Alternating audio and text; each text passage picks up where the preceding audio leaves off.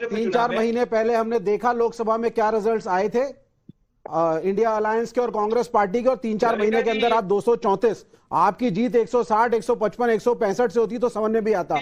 ये totally manipulated result है। झारखंड का झुंझुना आपने हमें पकड़ा दिया, जिससे लोग हल्ला ना मचाएं, और महाराष्ट्र जहां पैसा और रिसोर्सेस थे आपने हमें पकड़ा दिया। यानी हेमंत सोरेन जी की जीत नहीं है, वहां लेवल प्लेइंग फील्ड भी, यहाँ मैनिपुलेशन है। जो चीज आज संजय राउत ने बोली और बाद में पवन खेड़ा जी ने और जयराम रमेश जी ने बोली, मैं वही लाइन बोल रहा हूं, this is a manipulated result.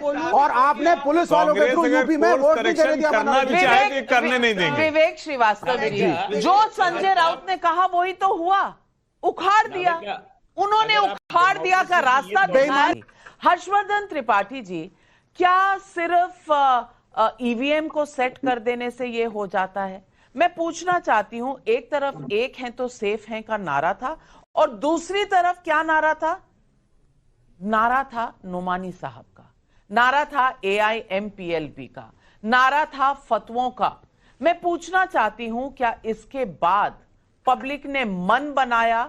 और ये जो बार बार सेफ खोल के मोदी करप्ट हैं, मोदी कहीं ना कहीं करप्शन में है, ये कभी भी इनका फॉर्मूला नहीं चला, ये बार बार इस्तेमाल किया है राहुल गांधी ने, क्या ये फिर से ध्वस्त हुआ?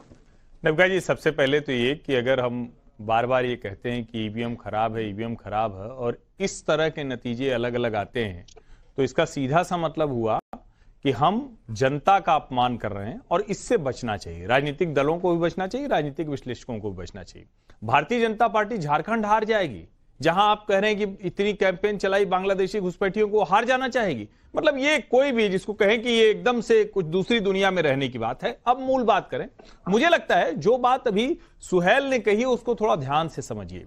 उद्धव ठाकरे की सरकार बनी तो उन्होंने पहला क्या किया था, ध्यान में है किसी के? 7 से 8 लाख करोड़ के प्रोजेक्ट को रिव्यू में डाल दिया था। उन्होंने क्या किया? आरे मेट्रो कार शेड के खिलाफ आंदोलन कर दिया। उन्होंने क्या किया? जो सो कॉल्ड एलीट एनजीओ वाले थे, जो महंगी महंगी 4 से 5 माइलेज देने वाली गाड़ियों में चलते थे, उन्होंने कहा ना मेट्रो नहीं बनेगी, इस कार शेड प्रोजेक्ट डिले कर दिया। तो लोकसभा में क्या किया देवेंद्र फडणवीस ने?